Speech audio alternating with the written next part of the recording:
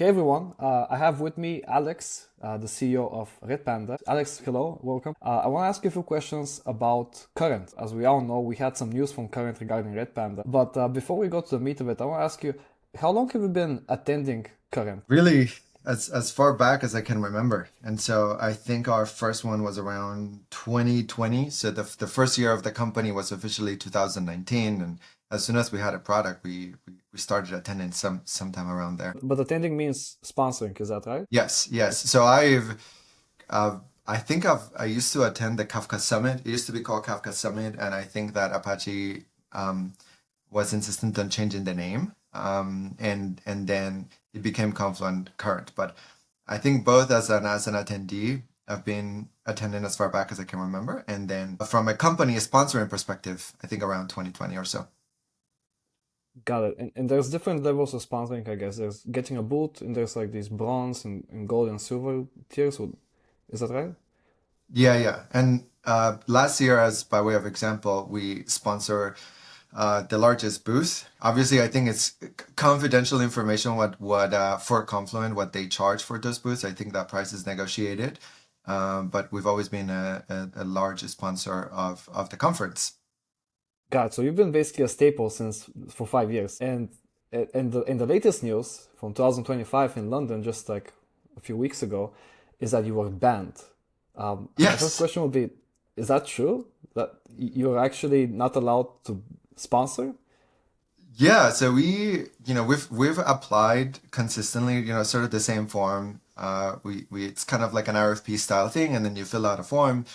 Um, and then the only comment I've gotten back, we ask why, and we haven't received a response. They just says we've decided to reject your application. So I have no reason, no response, no follow through, nothing. They just denied the response. And my suspicion is that Redpanda continued to grow. We had basically a phenomenal Q4 where we, signed some really large customers. Some of them were competitive.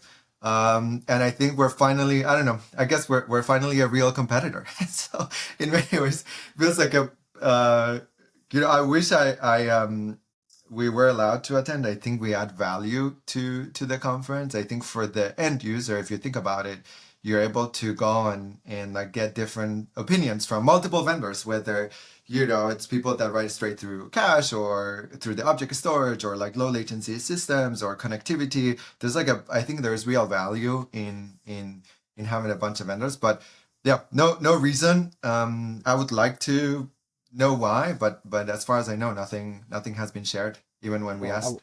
I want to get to the bottom of it. So wait, how does it usually work? So you send an email on something, you apply, and you get a response back. Hey, come. And this time you just did not Yeah, receive a response. Is that you said you had to reach ba- out? yeah, basically nothing. That's exactly how it So, happens. And so so you just got there's a you got form. ghosted. Yeah, exactly. Well, no, I think it's even more disappointing than ghosted because it just says you've been rejected, and when we asked why, then we got ghosted. And so we know we've applied, we know that they've received the application, but we have no, we've never received an official reason. Well, that sounds really bad. So for 5 years straight, you were a sponsor in London and in the Bay Area as well. Yeah. Those are like the two, I think, where we found there's a strongest overlap of both customer bases for Redpanda and others. So basically, you've had 10 conferences in a row, more or less, and just now you got rejected. And I guess you have reason to believe that you won't be accepted anymore. Yeah, I mean, I think that we haven't been accepted to the New Orleans conference as well. So as of right now, I I I think we've been banned as far as I know, right? Like I don't know if it's as far as I know, there's no well because we don't have any reason, so it's hard to say if we've been permanently banned or if it's just banned for this event, but we still haven't been accepted to the New Orleans event as well. Man, ouch. So your theory is that it's because you're becoming more competitive, and I think you implied you've won a few deals. Yeah, That's yeah, what you're yeah. And thinking? I think it's been known that we like Red Panda has like it's competitive, very competitive in some markets, and some customers have come over from Confluent. And I guess I don't see any other reason why. In other words, if you're not a threat, um, if you're not making a dent in the market, then why would people care? It's my thesis, and the I only mean, reason people would care is because we continue to win. yeah, makes sense. I mean, if it was something else like breaking terms of service or whatever, presumably they'll tell you that that was the reason. Um, so to play devil's advocate, we're talking about Confluent Current. I think Current is called the conference. So technically, it is Confluent's conference, and it is a private company, a private event. So technically, they're in their right to approve whoever they want and whoever they don't. But still, kind of sucks to hear that, like, you've been a staple in the conference. I think people really like your booth. You have plushies, you have the cute panda and everything. I mean, I know you were missing this time. I wish you were there. Do you think there's been precedent of this? I guess MSK, I don't know if they're even trying to attend, but I assume they would also probably get rejected. I think it's the Snowflake Databricks relationship where it doesn't make sense for Snowflake to allow Databricks inside the Snowflake conference, and it doesn't make sense for Databricks to allow Snowflake. I think when you get to a state where there's like real competitive dynamics, it makes sense. The only thing that has been interesting as a shift in the industry is that it shifted away from being a technology centered or centric conversation to being like a feature launch conference for Confluent, and which is great if that's what it is, right? I think, but the company, like that conference original roots were about bringing the whole industry together that was working in the industry. First of all, this industry is much smaller than the database industries, right?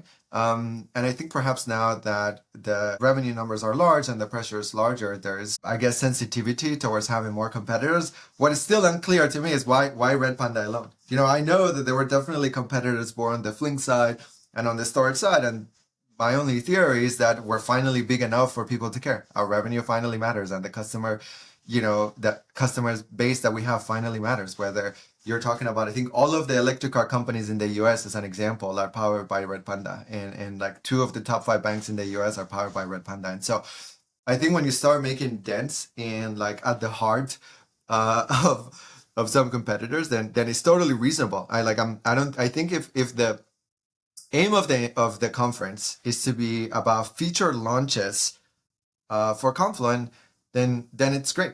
I think that sort of puts everyone else at a disadvantage that has to attend, and maybe the result is that there needs to be a different conference, right? I think maybe the result is that the community is going to get sort of split in trying to attend multiple events, which is sort of a big tax on time for engineers.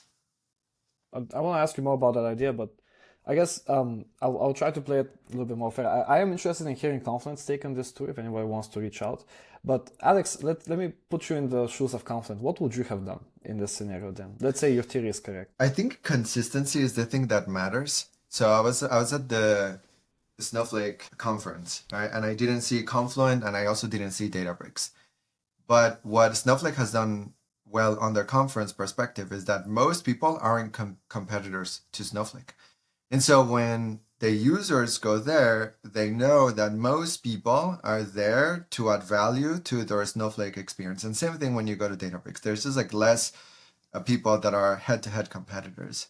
And so I think perhaps as users or like people attending the conference, and we had customers that emailed us, they're like, hey, we missed you there. In fact, there were conference talk tracks that I know are our customers that their slides were edited to not say Redpanda, because my customers told me. And so Oh. so I think consistency is what users are looking for. They're like, if the conference is about partners for the company that are there just to add value to, like, that's great. I think sort of the inconsistency makes it very difficult for end users to understand. They're like, okay, why are some competitors and why is it secretive? I think it's just it's simpler to have a mental model of a conference when there's consistency. I think the inconsistency is the part that is jarring for users. Well, that's really unfortunate. I think there's generally this incentive where, like, if some vendor owns the conference that you rely on to go to get leads and talk to people and get exposure, you sort of can't really talk against that competitor because maybe you get banned. I mean, I'm not aware of this happening per se. I'm not aware of you talking against Confluent, that being the reason why you were banned. But in theory, I think it's still sort of force you to act a certain way. I'm more of an independent, neutral voice in the space. I had people in the conference come to me and basically talk about how much they actually appreciate that. It's sort of a breath of fresh air. And neutrality is very, very needed in a highly competitive space where everybody's talking their book. I mean, let's be frank. And that's what companies should do. And yeah, so in a way, you can probably think, I mean, maybe certain talks don't get accepted to Current as well, if they're kind of against the narrative that Confluent pushes. We wouldn't really know because they're not accepted, so we don't see them in the first place. But now that we know that they banned you, we know that maybe there is some sort of competitive dynamic there shaping the experience, which is fair. As you said, I think it's more about the consistency. If you're used to seeing all sorts of things in the summit, and then the sort of like, call it censorship or cancellation sort of thing starts happening, then that's concerning. And yeah, I had this question written up.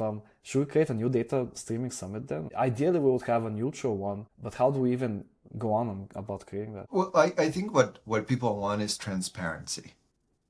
It's okay to have a vendor conference be about the vendor, but as long as like the vendor is transparent about what the conference is about. If the conference is about feature launches, that's okay. But if the conference is about aggregating the streaming space experts, but it shifts sort of midway, I think that the cognitive dissonance is okay. And like I think it's a totally reasonable thing for a competitor to say, like, now you're now meaningful, you're now competing in our largest deals, and we don't want you to talk to our customers. Like, I think that's fine. But there's two parts to this question. One, the market is massive, right? I think if you just follow Confluence S1 filings as an example, or the quarterly earnings, it's like 5% penetration rate of the market. So here's 95% of the market for all of us to go and grab, right? Like, let's say 30 or 40 billion dollars, whatever the latest quarterly earnings refers to. And so it feels premature given that, I think the revenue numbers is like 1.4 or something like that billion. I was like, okay, well, there's another 30 billion to go capture. There's just enough room for people to be successful. I think MSK is probably at a few $billion of ARR.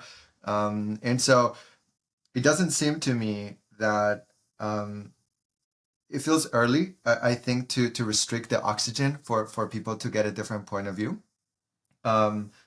Unless there's something else, unless there's like true conviction that I was like, actually, your technology is better, right? But if you have deep belief that your technology is better, and if you have deep belief that the market is big enough, then it seems early and premature, I think, to be kicking Redpanda out just as the stage of growth of the market, given that AI is now this massive tailwind there.